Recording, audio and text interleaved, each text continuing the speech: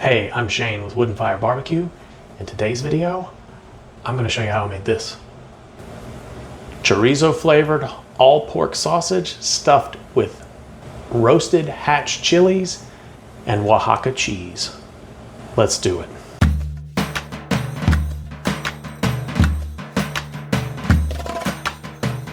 One of my favorite things to do besides make barbecue is to visit restaurants where they're doing it at a super high level. I recently made a trip to Texas. If you haven't seen that video, check up here. And while I was there, I went to Leroy and Lewis. I picked up a chorizo flavored sausage blend that they do in conjunction with Chud's BBQ. So here is the seasoning packet. It is enough seasoning to make 5 pounds worth of sausage. I think it's going to be awesome. If you're not familiar with pink curing salt, this salt will allow you to smoke meat at a lower temperature. If you're not using this salt when you do that, it can have things like botulism form in your meat, and I'm not up for that. So basically the job of this salt is to prevent stuff like that from happening. You only want to use a 1/4% based upon the amount of meat you have. I'm working in grams. So 5 pounds of pork butt comes out to 2,289 grams. So that means I need roughly 6 grams of pink curing salt. It may look familiar to you. This is not pink Himalayan salt. You will not put this on your French fries. It will cause problems, so please use it sparingly. Only use it if you're making sausage. Get yourself a kitchen scale so you can do everything in grams. 6 grams of curing salt. When you're making sausage, you want to have a nice ratio between the meat and the fat. So something 80-20 meat to fat, you could go as much as 70-30 meat to fat. Most pork butts that you're going to pick up will just automatically fall into that realm. I went ahead and cut this up to save time. Pink curing salt. And give it a mix. 5 pounds of meat, thoroughly seasoned. We're going to snap the top on here, and this is going to hang out in the refrigerator overnight, and we will grind it in the morning. Okay, 24 hours later, I have taken the meat out of the container, put it onto a sheet tray. We're going to stick it into the freezer for roughly 45 minutes to an hour. We just want this to begin to freeze. Don't want it completely frozen. The purpose of that, everything needs to stay as cold as possible when you're making sausage. So when you're running this through the meat grinder, if it's not cold enough, the fat will smear, which is a big problem. We want nice pebbly grind, and for that reason, need to have a little bit of time in the freezer. So, all right, got the grinder set up. All the grinder parts have been in the freezer for most of the day. You want this as cold as you can get it. My meat has spent the last hour in the freezer. So now, let's get to grinding.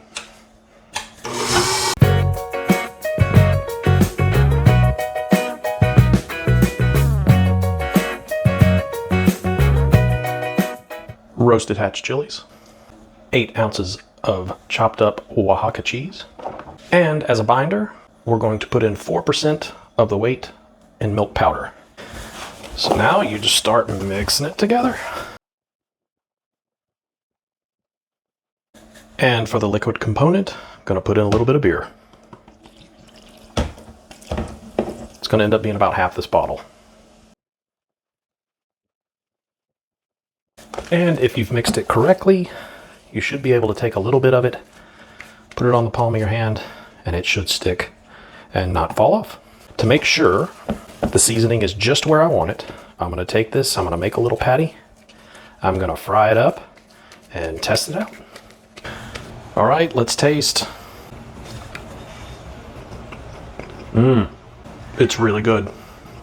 So the reason for the test patty, this is the last chance you have to adjust your seasoning. If it's undersalted, oversalted, you can only make your tweaks now, because once it's in the case, it's done. All right, now you got to load the meat into the canister. You don't want any air pockets, so you want to stuff this down. Once you have it in, punch it down.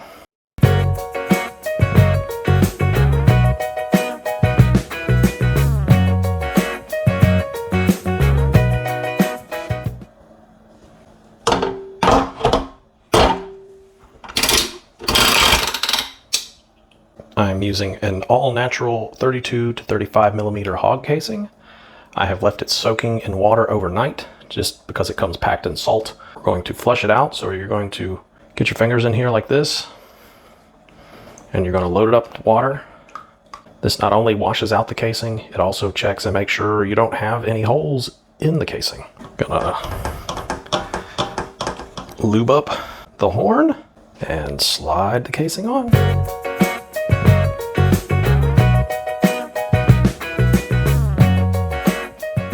You're gonna tie off the end. You can buy a fancy sausage picker, or you could just use a corn on the cob holder. You want to just poke a couple of holes in the end just to let some air escape. Also, a little tip, keep some ice on your tray. That will help keep things cold, because cold is critical. Then you start to case.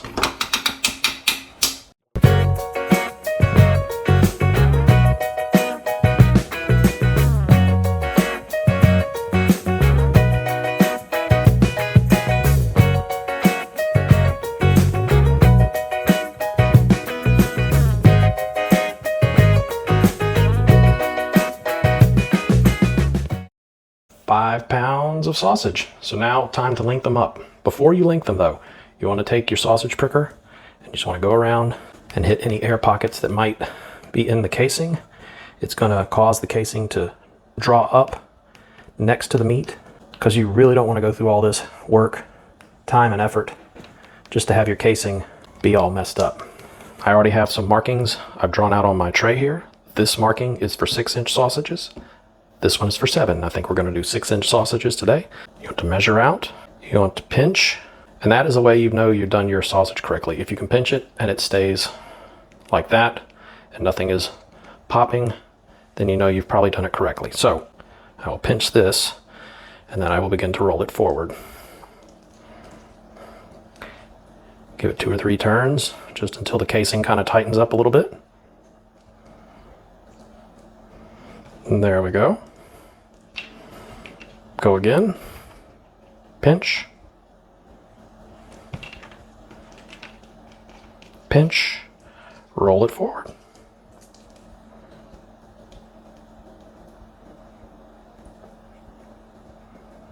So there we have some sausage links. I'm gonna link up all of these and then I'll bring you right back. All right, so we have them on a rack. The purpose of the rack, you need air all around it to be able to get to every part of it. That's going to dry the casings out. It's going to draw it up closer to the meat. They're going to change color slightly. You don't want them touching.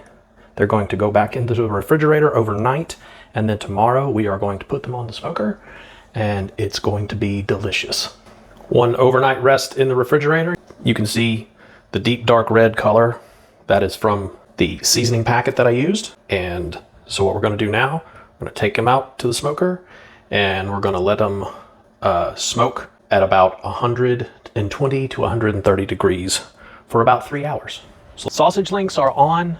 I know I mentioned a cold smoke. We are not doing a traditional cold smoke today. A traditional cold smoke is usually done at temperatures between 80 to about 100, 110 degrees.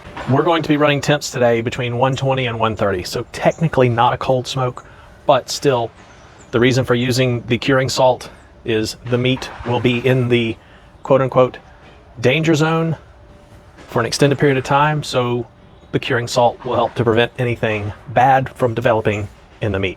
We're going to smoke them for about 1.5 hours. At that point, I'm going to come out, I'm going to snip them apart. We're going to flip them over so they get nice color on both sides, and then we'll proceed from there. All right, we're 1.5 hours in, running a super smoky fire. Let's check and see what we got. It's looking good. I'm going to go ahead and snip these casings apart. I'm going to flip them over. All right, got them turned over. Gonna go another 1.5 hours, keeping that temp somewhere between 120, 130, maybe even going a little 135-ish. 3 hours in, still running that super smoky fire. I'm choking the fire off as much as I can to produce the smoke. So let's check and see how things are going. Now, because I know I have been running temps between 120 and 140, I'm nowhere near done cooking these, but I'm going to go ahead and take a temp reading. A little tip, when you're reading sausage, the temperature of sausage, do not poke through the side. Always go from the end. All right, so currently we're sitting right about 122, 123 degrees. So now what I'm gonna do, I'm gonna bump the fire up, get it up to about 225, maybe even 250. I'm gonna get these cooking until they hit about 150 degrees internal. At that point, I will pull them off. So we've hit 150 degrees on the internal temp. You don't wanna take it any further than that because then you start rendering fat, and that is not what you want in this process. You only want to do that once you get ready to serve them. So we're going to go ahead and take these off, and we're going to throw them in the ice bath. So the ice bath is shocking the casings.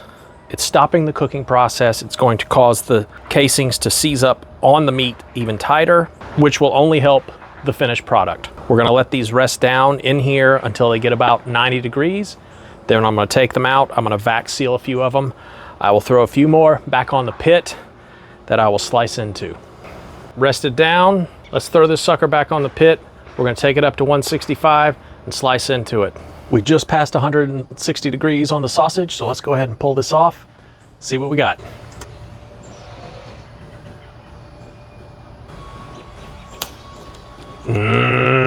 Oh man, it's dripping juice everywhere. Oh yeah. Oh man.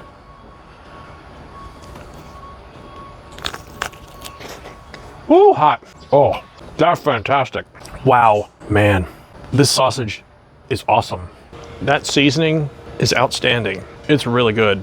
If you've never given sausage making a try, step out of that comfort zone, see what happens. Part of the purpose of my channel is to help inspire people to push beyond those boundaries they think exist. Try something new, get outside your comfort zone. You won't regret it. I hope you found this video helpful. If you did, give me a like, give me a subscribe. I would greatly appreciate it. It doesn't cost you anything and it helps me out immensely. And with that, get up, go out, cook some good food, be a little bit better tomorrow than you were today, and I will catch you next time.